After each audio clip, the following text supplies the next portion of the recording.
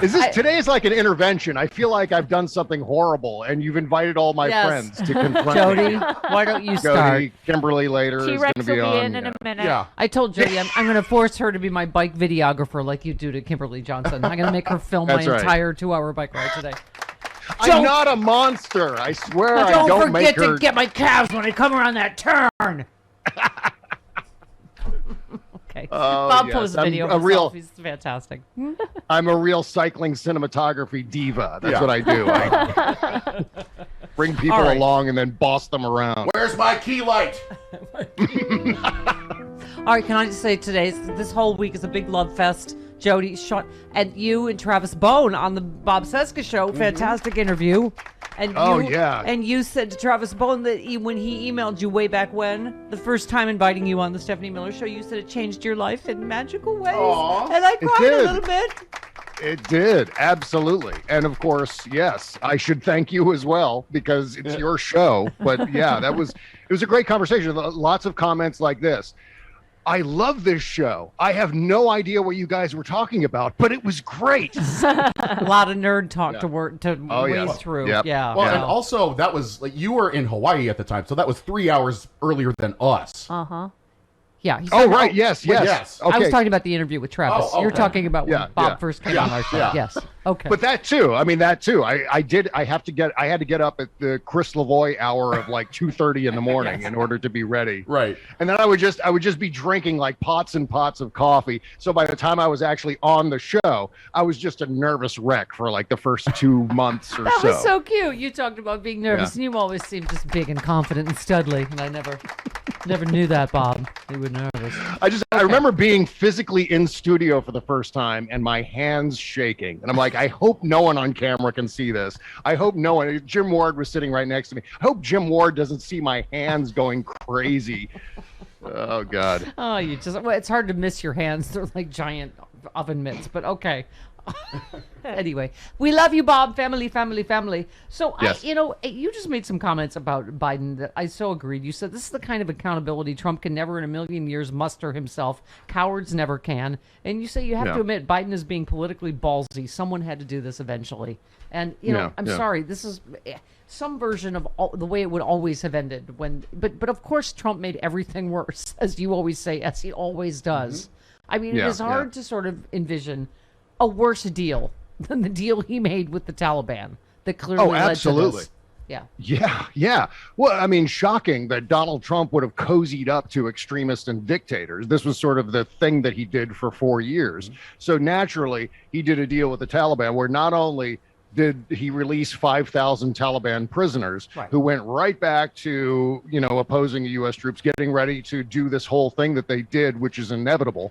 But he also released this guy, Baradar, who's now the de facto president of Afghanistan, or at least declaring himself to be that. I don't know what they're going to call that honorific, but that's what the guy is doing. And Donald Trump let him out of prison. Yeah, because Donald Trump is so tough. To make this deal. Let him out of prison to make this deal to be the terrorist in charge of the... okay. Right, and all Fox News can do is scream about, we need to show strength against the Taliban. Mm-hmm. We let 5,000 of them out of prison. What kind of strength is that? But Bob, my God. At the point where they just lie. Who is it? Yeah. Travis, did we play yesterday? Marjorie Taylor Greene and who else was it? Lindsey Graham. Yeah. Just saying Joe Biden let them out of prison. Like, you just are like, what? Yeah. That was Marjorie Taylor Greene. Right. Yeah, absolutely. That is so demonstrably. We have it again. She did it again. She did it again. Yeah. Oh, no. Yeah, sorry to do this to you. There were two things that shocked me.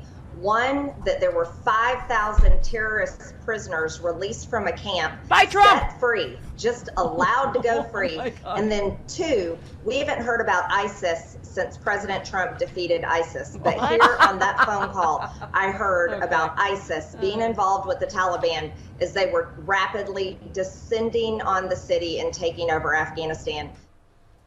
Okay. Mm-hmm. It's just stuff, Bob, that was such a short time ago. Like everyone knows that Trump released the prisoners that I don't. Okay. And Trump didn't destroy ISIS. Okay. Go ahead, Bob. Sorry. Yeah. Well, look, there's a lot of screeching right now on Fox News, elsewhere. The Never Trumpers are attacking Joe Biden on this, too. And it's all coming from this position of, oh, we have to show strength in the face of the Taliban. We have to strengthen resolve. That we're all the way back to 2001 again with the strength and the resolve. The problem is, how long do we have to be there before strength and resolve is nothing but loitering for politics? We're just hanging around because no one had the guts. I'm trying to be radio friendly. No one had the balls to actually pull the trigger until Joe Biden. Yes. And this had to be done at some point. And the way he's doing it seems to be reasonable. And of course, no matter when this occurred, there was going to be some degree of chaos in its immediate aftermath.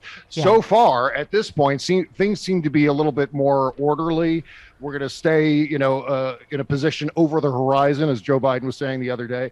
Makes perfect sense, because we do have to keep an eye on counterterrorism, and we have to make sure that the Pakistani nukes are not in any threat of being absconded off with. And that's always been my concern with a nuclear stockpile of at least 160 warheads right on the other side of the border from Afghanistan.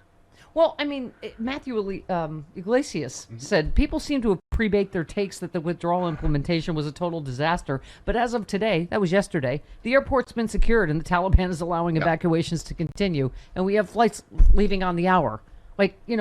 And I understood what they were saying, that the reason they didn't start everyone's an expert now. Like, the reason they didn't start the evacuations earlier is because the Afghani government asked them not to, that it would create panic if we obviously started evacuating people before this was even... This was inevitable. It was inevitable. I said the word inevitable on my show yesterday, maybe 1,000 times in the hour and a half that I was on. Right. It was inevitable that it was going to go down like this. Yeah. And certainly it happened a little more quickly than Joe Biden had anticipated. But the fact of the matter is we're here now. This had to be done, and we're dealing with it. And it seems as if there's some level of orderliness that's been added to the process at this point. And so that's all good. I think, ultimately, I think this is going to be an upside for Joe Biden politically.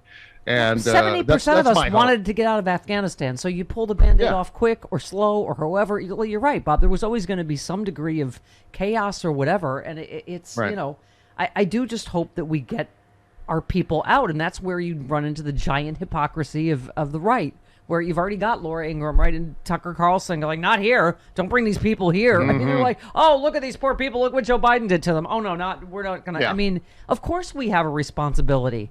They helped us. They were translators. They were, anyway. They're writing fan fiction for Donald Trump right now. If Trump had been president during this, everything would have gone perfectly. Yes. Because, everything that Donald Trump turned to gold, everything he did went smoothly and without any sort of screw ups, like his transition from being president to not being president. That was really all of that happened at the Capitol building. That was really smooth and...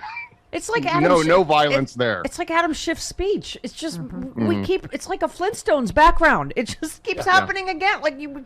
Of course it's going to happen again. He didn't get prosecuted, for Russia. So what do you call it? Ukraine happened. He didn't get prosecuted yet for January 6th. It goes on and on. So he's going to continue. I mean, it's okay. Bradley Whitford said, so easy to start a war, so hard to end one. Andrew Juncker said, what could have been done differently to avoid this outcome in Afghanistan? Electing Al Gore in 2000. Yeah. To which I said, oh, we did. Never mind. Let's not get started. And, to an extent, there is some criticism to be had against the Biden administration. I understand that. So, and obviously we've been hearing lots of it. The problem that I'm having right now is criticism is one thing.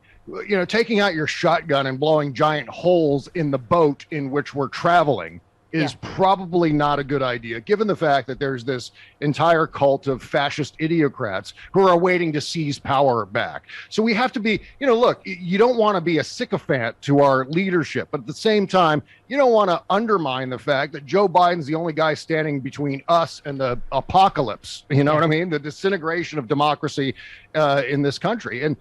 And that's really what we're dealing with right now. And I think we need to be pretty careful, not obviously we can continue to criticize, but just not as heavy-handedly as has been going on all over cable news for the last 5 days. Oh, I can't watch it.